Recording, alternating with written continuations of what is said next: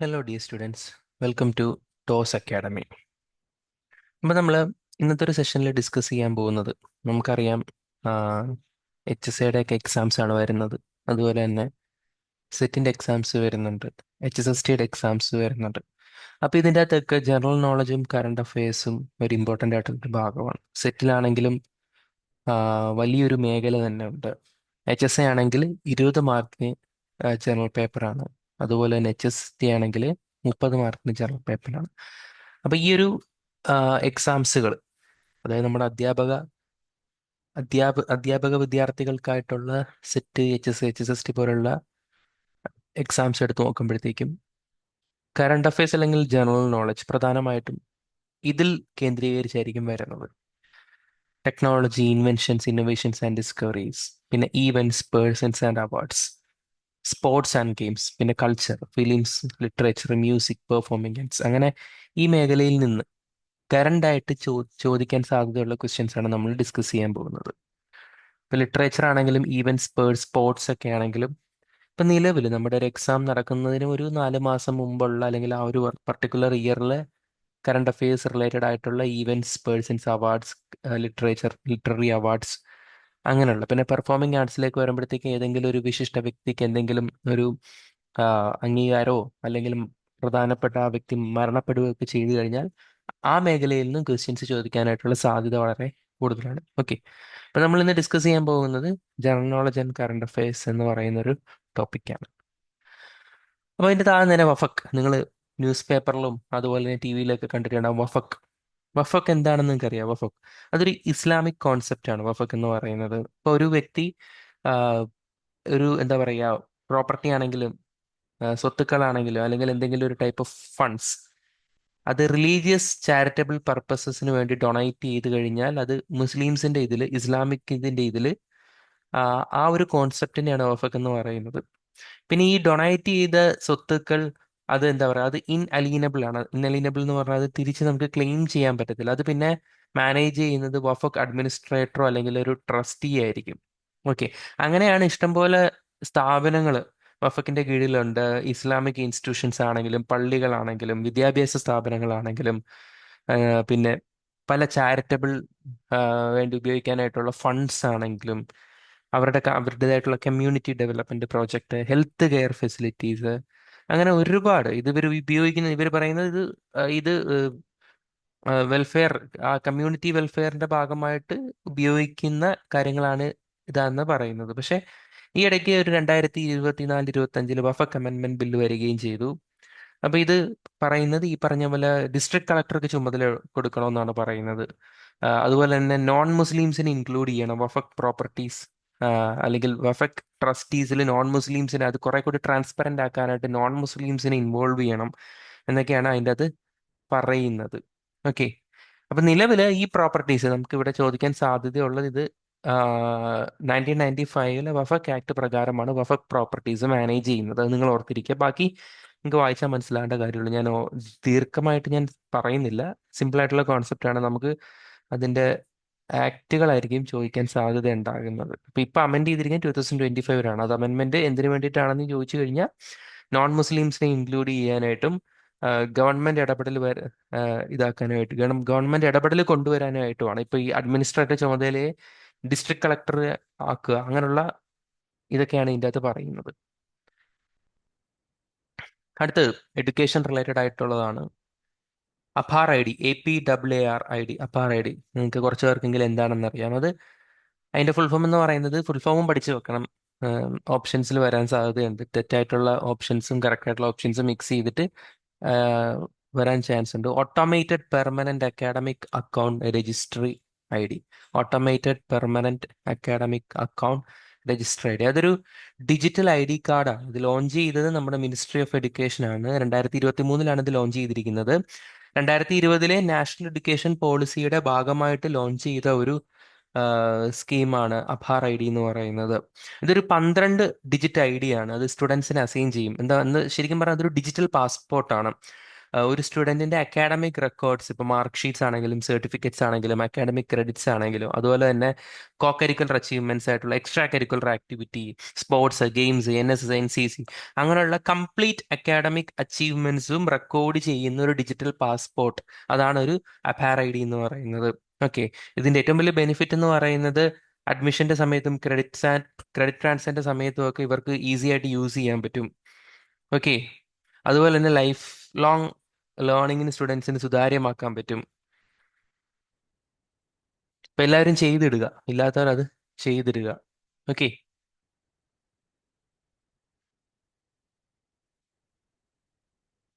പിന്നെ ഇത് നമ്മുടെ ഡിജി ലോക്കറായിട്ടും ആധാറുമായിട്ടും ലിങ്ക്ഡ് ആണ് അപ്പാർ ID എന്ന് പറയുന്നത്.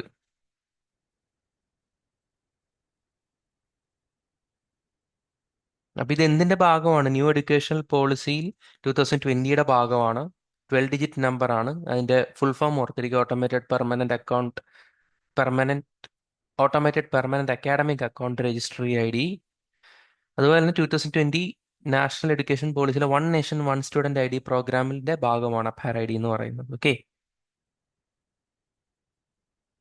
അടുത്തത് ബിംസ്റ്റെക് സമിറ്റ് ഇന്റർനാഷണൽ. നമുക്കറിയാം, ഇന്റർനാഷണൽ റിലേറ്റഡ് ആയിട്ടുള്ളത് നമ്മുടെ സിലബസിൽ ഉൾപ്പെടുത്തിയിട്ടുള്ള കാര്യമാണ്. ഇപ്പൊ ഈ ഡേറ്റ്സ് ഓർത്തിരുന്നാൽ മതി. ആറാമത്തെ ബിംസ്റ്റെക് സമിറ്റ് എവിടെയാണ്? April 4, 2025 ബാങ്കോക്കിൽ, തായ്ലാന്റിലെ ബാങ്കോക്കിലാണ് നടന്നത്. അപ്പൊ ഇതൊരു റീജിയണൽ ഓർഗനൈസേഷൻ ആണ്. അതിന്റെ ഫുൾ ഫോം എന്ന് പറയുന്നത് bay of Bengal initiative four multi sectoral technical and economic corporation. എനിക്ക് ഒരുപാട് ഇപ്പം സാർക്ക് ഉണ്ട്, അങ്ങനെ ഒരുപാട് റീജിയണൽ ഇതുണ്ട്. ഇപ്പം ഇന്ത്യ, നമ്മുടെ അയൽ രാജ്യങ്ങളായിട്ടുള്ള Bangladesh, Bhutan, Myanmar, Nepal, Sri Lanka, Thailand along with India ചേർന്ന ഒരു സമിറ്റാണ്. അത് ആറാമത്തെ സമിറ്റ് 2025 ബാങ്കോക്ക്, തായ്ലാന്റിലാണ് നടന്നത്. ഇപ്പൊ ബാങ്കോക്ക് വിഷൻ 2030, അതിന്റെ ഭാഗമായിട്ട് ഇപ്പം കേരളത്തിൽ നിന്ന് ഒരുപാട് ആൾക്കാർ ഫ്രീ ആയിട്ട് പുതിയ ടൂറിസം സാധ്യതകളൊക്കെ പരിചയപ്പെടുത്താനായിട്ട് തായ്ലാന്റ് ഗവൺമെന്റ് കൊണ്ടുപോയിട്ടുണ്ട്. ട്രേഡ് കൂട്ടുക, മാരിടൈം ട്രേഡ്, കടൽ മാർഗമുള്ള ട്രേഡ് കൂട്ടുക. ഇപ്പം മ്യാൻമാറും തായ്ലാന്റിലും ഒക്കെ ഭൂകമ്പം നടന്നിട്ടുണ്ടായിരുന്നല്ലേ. അപ്പം അവർക്ക് വേണ്ടിയിട്ടുള്ള ഡിസാസ്റ്റർ റിലീഫ് ഈ രാജ്യങ്ങൾ കൊളാബറേറ്റ് ചെയ്യുക.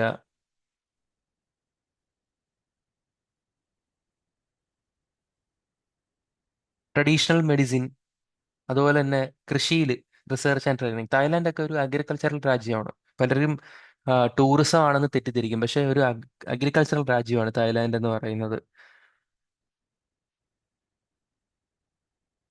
ഓക്കെ.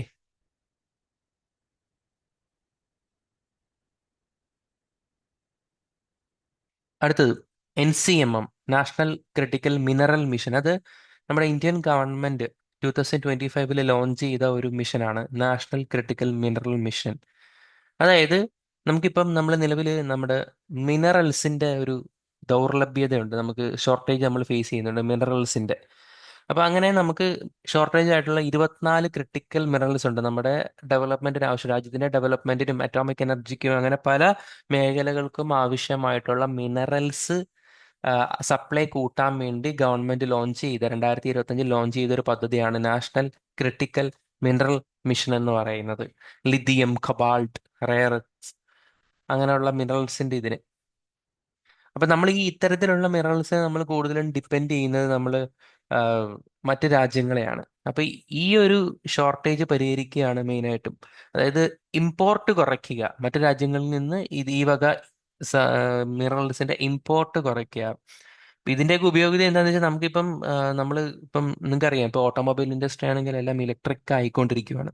അപ്പൊ അതുപോലെ തന്നെ ഇപ്പം സോളാർ പാനൽസ്, ബാറ്ററീസ്, ഇതെല്ലാമാണ് നമ്മൾ കൂടുതലായിട്ട് ഇപ്പൊ യൂസ് ചെയ്തുകൊണ്ടിരിക്കുന്നത്. ഇപ്പൊ ഇന്ത്യൻ ടെക്നോളജി എന്ന് പറയുന്നത്, അല്ലെങ്കിൽ തന്നെ ലോകത്ത് തന്നെ ടെക്നോളജി കോൺസെൻട്രേറ്റ് ചെയ്യുന്നത് ഇലക്ട്രോണിക്കൽ വെഹിക്കിൾസിലും സോളാർ പാനൽസിലും ബാറ്ററീസിലാണ്. അതായത് ഈ oil consumption, petrol, diesel, crude oil consumption കുറച്ചുകൊണ്ടും അത് എൻവയോൺമെന്റ് ഡാമേജസ് ഒരുപാട് ഉണ്ടാക്കുന്ന ഒരു പ്രക്രിയയാണ് അതെന്ന് പറയുന്നത്. Emission of carbon dioxide, carbon monoxide, അങ്ങനെ ഒരുപാട് ഇതൊക്കെയുണ്ട്. അതിന് ഹാനികരമായിട്ടുള്ള ഒരുപാട് വശങ്ങളുണ്ട്. പക്ഷെ അതിൽ നിന്നൊക്കെ മാറി നമ്മൾ electronic vehicle, solar panels, battery, ഇതിന്റെയൊക്കെ കൺസപ്ഷൻ കൂട്ടുമ്പോഴത്തേക്കും നമുക്ക് ഇത്തരത്തിലുള്ള മിനറൽ, ലിഥിയം, കൊബാൾട്ട് പോലുള്ള മിനറൽസിന്റെ ആവശ്യകതയുണ്ട്. ഓക്കെ, അപ്പൊ അത് സപ്ലൈ കൂട്ടുക എന്ന ലക്ഷ്യത്തോടു കൂടി 2025 ഇന്ത്യൻ ഗവൺമെന്റ് ലോഞ്ച് ചെയ്ത ഒരു ക്രിട്ടിക്കൽ മിനറൽ മിഷനാണ് NCMM എന്ന് പറയുന്ന നാഷണൽ ക്രിട്ടിക്കൽ മിനറൽ മിഷൻ. അത് ലഡ് ചെയ്യുന്നത് ജിയോളജിക്കൽ സർവേ ഓഫ് ഇന്ത്യയാണ്. നമ്മളത് ഇന്റർനാഷണൽ ഡീൽസ് ഉണ്ട് ഇന്ത്യയായിട്ട്, ഓസ്ട്രേലിയ, അർജന്റീന പോലുള്ള രാജ്യങ്ങളുമായിട്ട് ഇന്റർനാഷണൽ ഡീൽസ് ഉണ്ട് ലിഥിയത്തിനൊക്കെ വേണ്ടിയിട്ട്.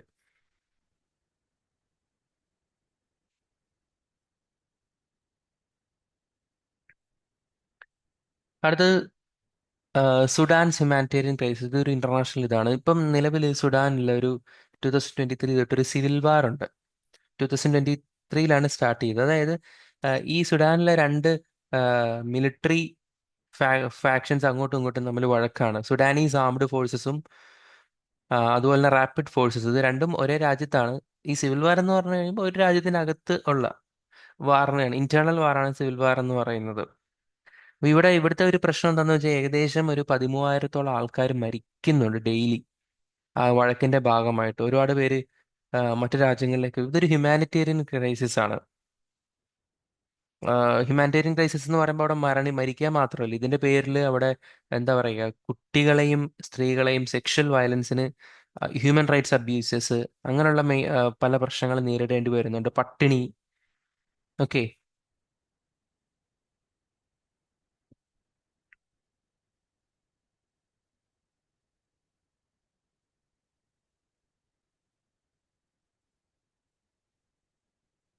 നിങ്ങൾ ഇത്ര ഓർത്താൽ മതി.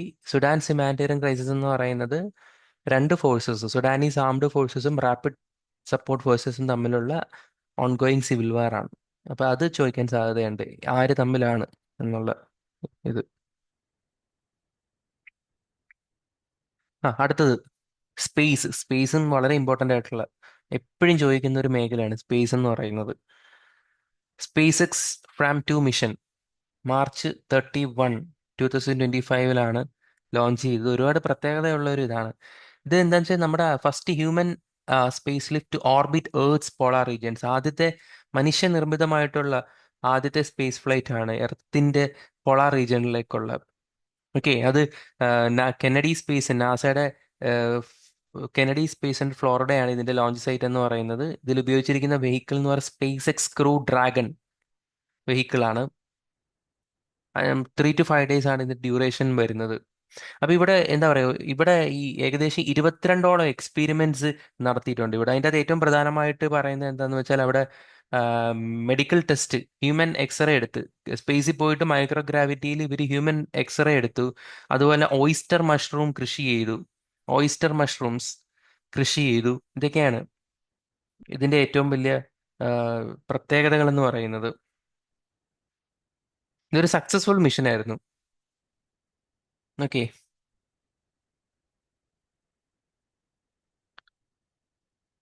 22ഓളം പുതിയ എക്സ്പെരിമെന്റ് ആണ് അവിടെ നടത്തിയത്. അതിൽ ഏറ്റവും പ്രധാനപ്പെട്ടതാണ് ഹ്യൂമൻ എക്സ്റേ എടുത്തതും ഓയിസ്റ്റർ മഷ്റൂം കൾട്ടിവേറ്റ് ചെയ്തതും. അപ്പൊ ഇത് മനസ്സിലാക്കി തരുന്നത് വെച്ചാൽ സ്പേസ് മിഷനുകളിൽ ഇത്തരത്തിലുള്ള സസ്റ്റൈനബിൾ ഫുഡും അതുപോലെ ഹ്യൂമൻ ഹെൽത്ത് ഒക്കെ പോസിബിൾ ആണെന്നാണ് ഇത് മനസ്സിലാക്കുന്നത്. ഇതിന്റെ ലോഞ്ച് സൈറ്റ് ഓർത്തിരിക്കുക, ലോഞ്ച് ചെയ്ത വർഷം ഓർത്തിരിക്കുക.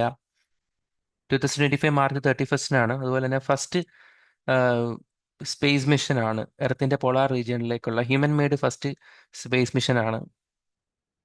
പിന്നെ ഫ്ലോറിഡയിലെ കെനഡി സ്പേസ്മെന്റ്, നാസാസ് കെനഡി സ്പേസ് സെന്റർ ഫ്ലോറിഡയാണ് ഇതിന്റെ ലോഞ്ച് സൈറ്റ്. ചന്ദ്രയാൻ, നമ്മുടെ ഇന്ത്യൻ സ്പേസിലേക്ക് വരുമ്പോൾ ചന്ദ്രയാൻ വളരെ ഇമ്പോർട്ടൻ്റ് ആയിട്ടുള്ള ഒരു ഇതാണ്. ചന്ദ്രയാൻ 4,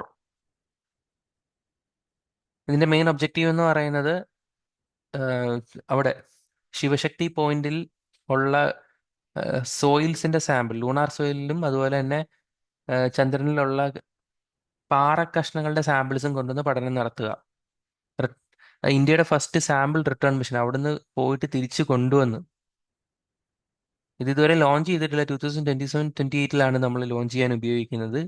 ഇതിന്റെ ലോഞ്ച് വെഹിക്കിൾ LVM-3 റോക്കറ്റ് ആണ്. നമ്മൾ ഇതിനു മുമ്പ് GSLV റോക്കറ്റ് ആണ്, നിങ്ങൾ കേട്ടിട്ടുണ്ട്. ചന്ദ്രയാൻ 3-2 ഒക്കെ പരീക്ഷ GSLV ആണ്. ഇത് LVM-3 റോക്കറ്റ് ആണ്.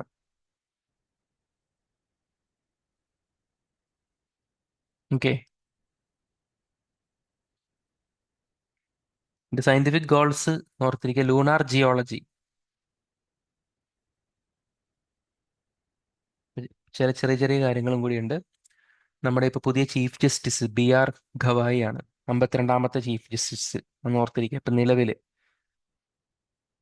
BR Gavai, 52nd chief justice of India.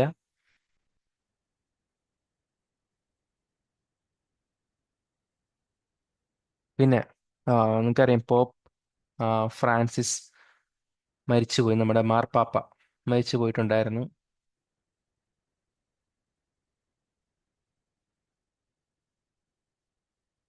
Okay.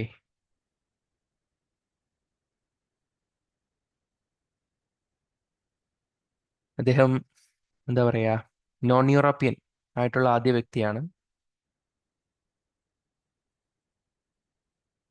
അതുപോലെ തന്നെ അദ്ദേഹത്തിന്റെ ആ, സംസ്കാര ചടങ്ങുകൾ റോമിലാണ് നടന്നത്. അതും ഈ സാധാരണഗതിയിൽ എപ്പോഴും വത്തിക്കാനിലാണ് നടക്കുന്നത്. വത്തിക്കാന് പുറത്ത് നടന്ന ആദ്യത്തെ ഒരു സംഭവമാണിത്. ഇപ്പൊ പുതുതായിട്ട് വന്ന മാർപ്പാപ്പ കാർഡിനാൽ റോബർട്ട് ഫ്രാൻസിസ്, 2025 മെയ് 8 അദ്ദേഹം എലക്ട് ചെയ്തിരിക്കുന്നത്.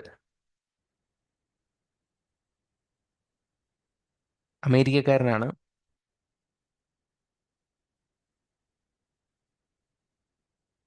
ഓക്കെ. പിന്നെ നമ്മുടെ RBI ഡെപ്യൂട്ടി ഗവർണറായിട്ട് രവിശങ്കറിനെ പിന്നെയും റീഅപ്പോയിന്റ് ചെയ്തു. International labour day May 21. 1886 നമ്മൾ ഇത് ആചരിക്കാൻ തുടങ്ങിയത്. ഇന്ത്യയിൽ 1923 ആണ് ഇത് ആദ്യമായിട്ട് ആഹ്, സ് ആഘോഷിക്കാൻ തുടങ്ങിയത്. മീൻസ് ആഘോഷിക്കാൻ തുടങ്ങിയത് ഇന്റർനാഷണൽ ലേബർ ഡേ 1886 ആദ്യമായിട്ട് വന്നത്. ഇന്ത്യയിൽ 1923 മുതലാണ് നമ്മളിത് ആഘോഷിക്കാൻ തുടങ്ങിയത്. Okay. Safety and health of workers ആണ് ഇതിന്റെ തീം എന്ന് പറയുന്നത്. ബാക്കിയെല്ലാം നിങ്ങൾക്ക് വായിച്ചാൽ മനസ്സിലാവുന്ന കാര്യങ്ങളാണ്. എന്തെങ്കിലും ഡൗട്ട്സ് ഉണ്ടെങ്കിൽ ഒന്ന് ചോദിച്ചാൽ മതി. ഓക്കെ. Thank you.